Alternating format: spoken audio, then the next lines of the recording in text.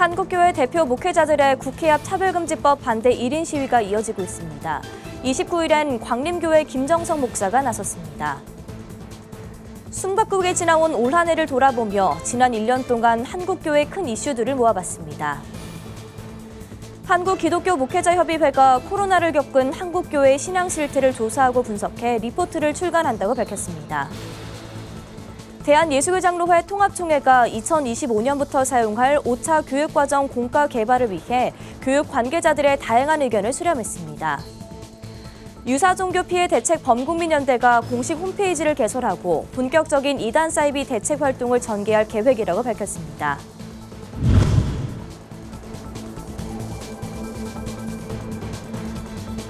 시청자 여러분 안녕하십니까? 구티비 뉴스입니다. 한국교회를 대표하는 목회자들이 차별금지법 제정 반대를 위해 국회 앞 릴레이 1인 시위를 이어가고 있습니다. 29일엔 광림교회 김정성 목사가 나서 공공의 가치를 벗어나 사회적 갈등을 조장하는 포괄적 차별금지법을 반대한다고 강조했습니다. 오현근 기자의 보도입니다.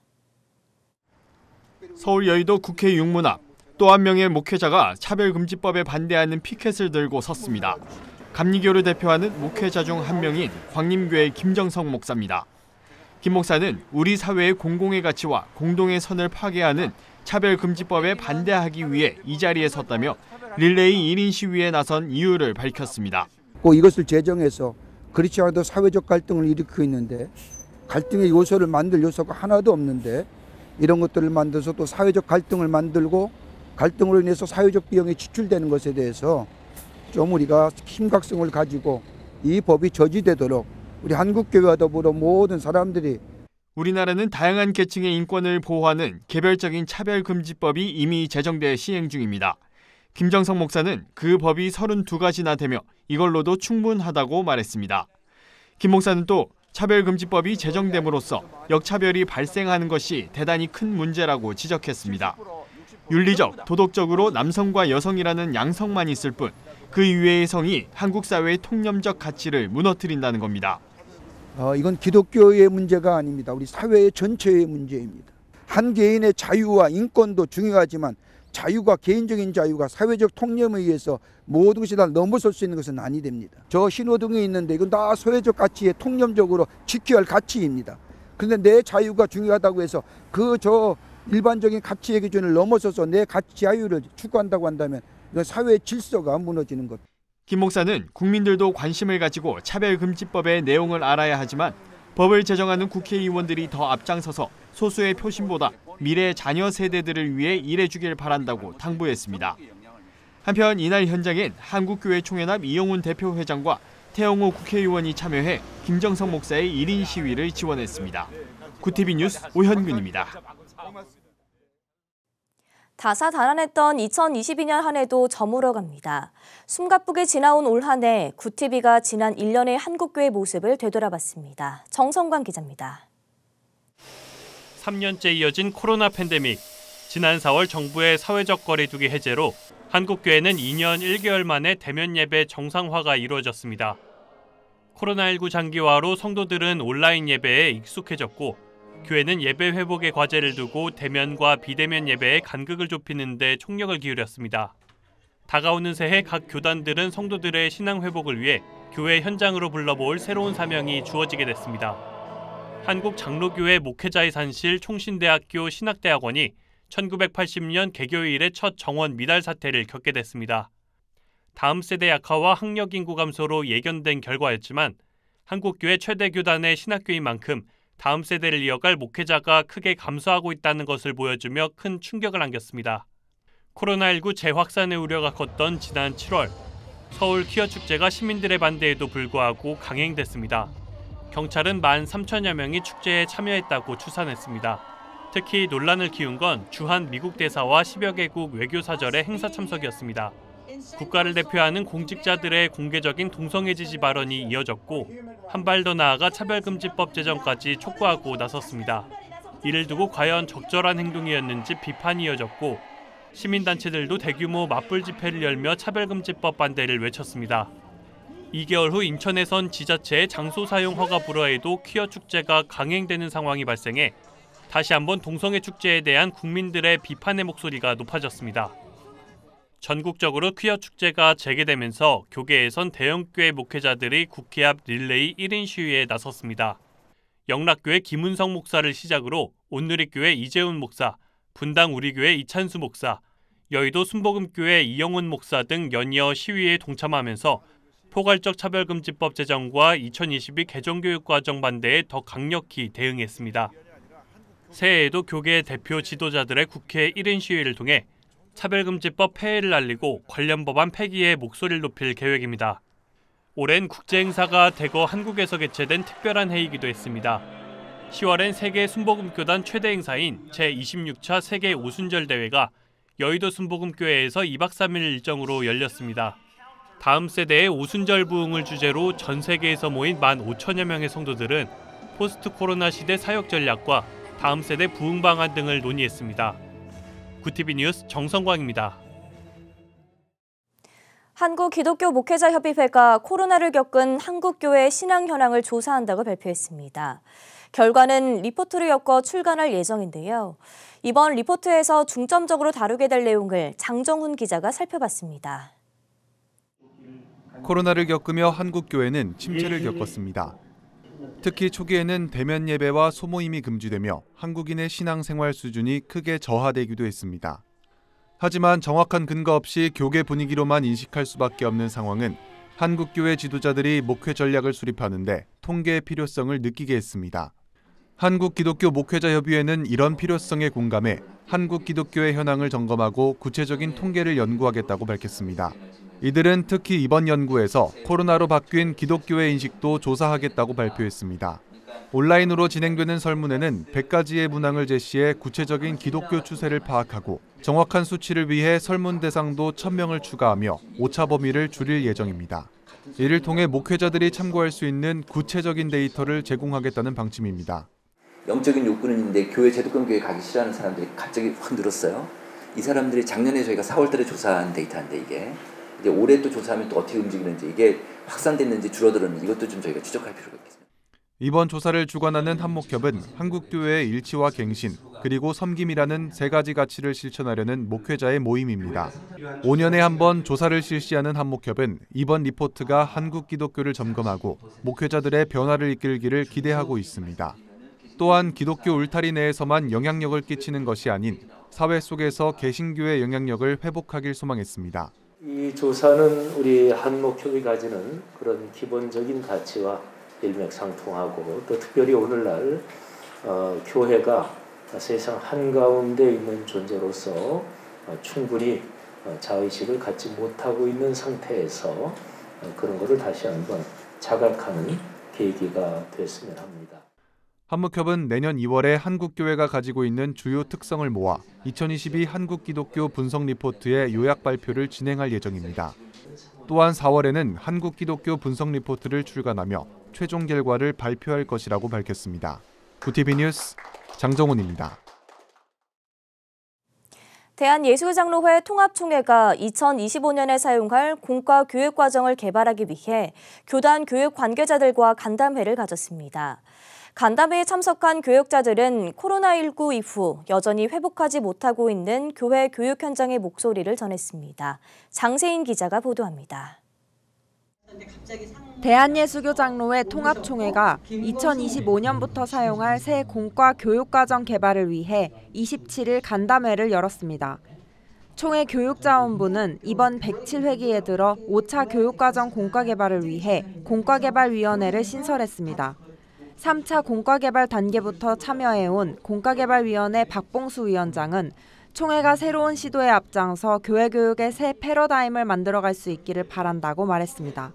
코로나를 지나고 현재에 와 보니까 위기 상황이라고 보는 거예요. 온라인이라고 하는 상황, 가정과 연계하지 않으면 안 되는 상황, 또 전체 교회가 덤벼들지 않으면 안 되는 상황. 그래서 이제 새로운 시도를 해야 된다. 이날 간담회에는 개발위원회 위원들과 기독교 교육 관련 기관 대표 등 총 20여 명이 모였습니다. 코로나19 이후 성인 예배는 70%가 회복됐지만 교회 학교는 40%밖에 회복되지 못했다며 해결 방안을 모색하기 위해 그동안 사용해온 공과에 대한 현실적인 평가들이 논의됐습니다. 가정의 회복을 통해 교회 성장을 돕는 단체 가정의 힘의 서지연 사무국장은 신앙교육은 교회와 가정이 함께해야 한다며 가정에서 일상적으로 시행할 수 있는 실천법을 중심으로 개발에 나서야 한다고 말했습니다. 교회 교육이 아니라 가정을 중심으로 교회와 가정 그리고 사회 또 학교죠. 이렇게 연결하는 패러다임 전환이 일어나야 된다. 자녀 세대가 또래 문화의 압력 또는 그리고 이 세속화의 거대한 물결을 거슬러 갈 수 있는 힘이 가정에서부터 나온다는 것을 저희가 확신해야 된다. 영상 콘텐츠와 힙합 음악에 크리스천 캐릭터와 이야기들을 녹여내고 있는 프로덕션의 대표는 자극적인 콘텐츠에 시선을 뺏기는 아이들을 위해 좋아할 만한 퀄리티의 콘텐츠를 교회로 가져와야 한다고 강조했습니다. 아이들이 좋아하는 콘텐츠 중에 마블 시리즈는 정말 저기 안에 너무나도 많은 그 일루미나티적인 요소들이나 상상 초월하는 요소들이 많거든요. 근데 아이들이 그거를 아무렇지도 않게 섭취하고 있는 것도 문제고요. 상당히 많은 아이들이 동성애물에 노출이 많이 되어 있습니다. 농어촌 지역 목회자와 교육부서 담당자 등이 참여해 교육 현장의 상황을 설명하는 의견 수렴 세션도 이어졌습니다. 충신교회 이도복 목사는 현재 초등학교 4학년까지만 공과를 이용하고 있다면서 총회 공과의 단어 사용과 문화적인 부분들이 현장과 맞지 않아 몰입하기 어렵다고 전했습니다. 개발위원회는 오는 1월 26일부터 이틀간 지필진과 함께 공과 연구에 들어갈 예정입니다. 구티비 뉴스 장세인입니다. 유사종교 피해 대책 범국민연대가 새해를 앞두고 공식 홈페이지를 개설해 본격적인 이단 사이비 피해 대책 활동을 전개할 계획입니다. 유대연은 홈페이지 개설을 통해 사이비 종교 피해 방지법 제정을 위한 100만인 범국민 서명운동을 적극 추진하겠다고 밝혔습니다. 유대연은 그간 사이비 종교의 피해로 한국교회와 한국사회가 무력할 수밖에 없었다며 홈페이지 운영을 통해 사이비 종교 활동과 피해 사례를 공유하고 온 국민이 안전하고 자유로운 종교 활동을 할 수 있도록 노력하겠다고 밝혔습니다. 국제구호개발기구 구피플이 광주보훈병원, 사회복지공동모금회와 함께 최근 보행에 어려움을 겪는 6.25 전쟁 참전용사와 국가유공자 등 국가보훈 대상자 15명에게 휠체어를 지원했다고 28일 밝혔습니다. 구피플은 지난 6월 카카오 가치를 통해 참전용사 휠체어 지원 캠페인을 진행했습니다. 총 7,002명의 후원자가 목표 금액 900만 원을 조기 달성했습니다. 구피플 최경배 회장은 나라를 지켜주신 분들에게 감사하는 마음과 나눔에 동참하신 분들의 정성을 모아 소중하게 전달했다며 참전 용사와 국가유공자의 헌신을 기억하며 지속해서 최선을 도움을 드릴 수 있도록 노력하겠다고 전했습니다.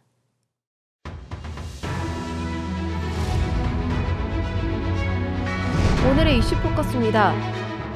29일 오후 1시 49분께 경기도 과천시 가련동 제2경인고속도로 부기왕 IC 인근 방음터널 구간에서 큰 불이 나 소방당국이 진화 작업에 나섰습니다. 이 불로 사망자를 포함해 30명이 넘는 사상자가 발생한 것으로 파악됐습니다.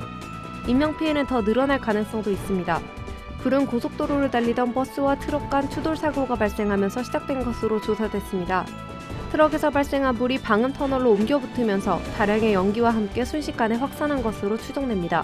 현장에는 펌프차 등 장비 50여 대와 소방관 등 140여 명, 소방헬기 등이 투입돼 진화 작업을 벌였습니다. 코로나19와 자연재해로 식량난을 겪고 있는 북한이 중국을 통해 쌀 대량 수입에 나선 것으로 알려졌습니다. 중국 내 소식통은 29일 북한이 중국의 무역업체 두세 곳과 쌀 구매 계약을 체결한 뒤 지난주부터 중국 다롄의 베이징양 항을 통해 반입하기 시작했다며 확보 물량은 50만 톤가량으로 내년 6월까지 매달 분할에 들여갈 예정이라고 말했습니다. 또한 확보한 쌀을 들여가기 위해 하루에 3척에서 5척의 북한 배들이 매일 베이량 항에 입항하고 있다고 전했습니다. 북한 당국은 올해 코로나19 확산, 기상 악화, 북중 육로교역 차질에 따른 비료 부족 영향으로 심각한 식량난을 겪은 것으로 알려졌습니다. 내년부터 국민기초생활보장제도 수급자 선정 시 활용되는 재산 기준이 완화돼 수급자 선정 문턱이 낮아집니다. 보건복지부는 다음 달 1일부터 이런 내용의 고시가 개정 시행된다고 밝혔습니다. 기본 재산공제액의 한도는 지역별로 2,900만 원에서 6,900만 원인데 개정고시는 이를 5,300만 원에서 9,900만 원으로 상향 조정했습니다. 현행 지역구분은 대도시, 중소도시, 농어촌이었는데 내년부터는 서울, 경기, 광역, 세종, 창원, 그 외 지역 등으로 나뉩니다. 이와 함께 재산범위 특례액과 주거용 재산 한도액도 상향 조정해 수급자 선정 기준이 완화됩니다. 개인정보를 유출한 공직자에 대한 파면, 해임 등 징계를 가능케 한 국가지방공무원 비위 징계 처리 지침이 마련됐습니다. 인사혁신처 개인정보보호위원회 행정안전부는 29일 이런 내용을 골자로 한 지침을 반영해 내년 1월 1일자로 시행한다고 밝혔습니다. 개인정보를 취급한 공무원 및 책임자는 위반 행위가 발생할 경우 즉시 보고하고 기관장은 신속히 징계 의결을 요구토록 했습니다. 공무원의 개인정보 유출 문제는 지난해 12월 신변보호를 받던 여성의 가족을 살해한 이석준이 피해자 주소를 구청 공무원을 통해 파악한 것으로 확인되면서 도마 위에 올랐습니다. 굿TV 뉴스 김혜인입니다.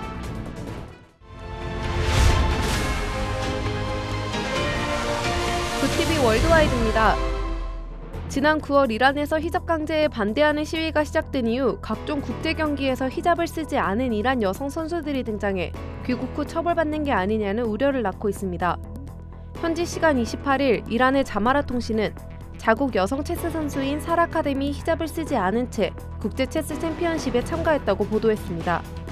지난 10월에는 국제 스포츠 클라이밍 대회에 이란 여성 선수인 엘라즈 레카비가 히잡을 쓰지 않고 참가했습니다. 이후 레카비의 가족 주택이 강제 철거당했다는 보도가 나오기도 했습니다. 이 밖에 이란은 반정부 시위를 공개적으로 지지하는 축구 선수의 가족 출국을 막는 등 강력하게 탄압하고 있습니다. 일본, 미국, 인도, 이탈리아 등 세계 여러 나라가 중국발 여행객의 입국 규제를 강화하고 있습니다. 중국이 방역 조치를 급격히 완화한 뒤 코로나19 확진세가 심각해진 가운데 중국발 여행객이 크게 늘 것으로 예상되는 데 따른 조치입니다. 미국은 내달 5일부터 중국 본토와 마카오, 홍콩에서 입국하는 모든 여행객에게 직전 실시한 코로나 검사 음성 확인서를 요구하기로 했습니다. 일본은 이달 30일부터 중국 입국자 전원에 대해 코로나 검사를 하기로 했습니다. 브라질 법원이 루이스 이나시오 룰라 다시우바 대통령 당선인의 취임식 전후 행사장 주변에서의 총기 휴대를 금지했습니다. 브라질 최고선거법원장은 28일 오후 6시부터 룰라 대통령 취임식 다음 날인 다음 달 2일까지 수도 브라질리아 내의 총기류 및 탄약 소지 면허 효력을 일시 중단하는 명령을 내렸습니다. 테러 위협 등 긴장이 고조되는 상황을 반영한 결정입니다. 지난 10월 대선 결선에서 룰라 당선인이 자이르 보우소나루 대통령을 근소한 차로 따돌리자 보우소나루 지지자들이 과격 시위를 벌인 바 있습니다. 러시아가 가스관을 통해 유럽으로 수출하는 천연가스 공급량이 소련 붕괴 이후 최저 수준으로 떨어졌다는 보도가 나왔습니다. 로이터 통신은 우크라이나 전쟁으로 인한 러시아와 유럽연합 간 분쟁, 가스관 폭발 사고 등이 공급량 감소의 원인이 됐다고 지적했습니다. 가스프롬 최고 경영자는 올해 가스 수출량이 지난해보다 45% 이상 하락한 1,009억 세제곱미터가 될 것이라고 밝혔습니다. 가스프롬은 또 올해 전체 가스 생산량도 4,126세제곱미터로 13년 만에 최고치를 기록했던 지난해보다 많이 줄었다고 밝혔습니다. 굿TV 뉴스 김혜인입니다.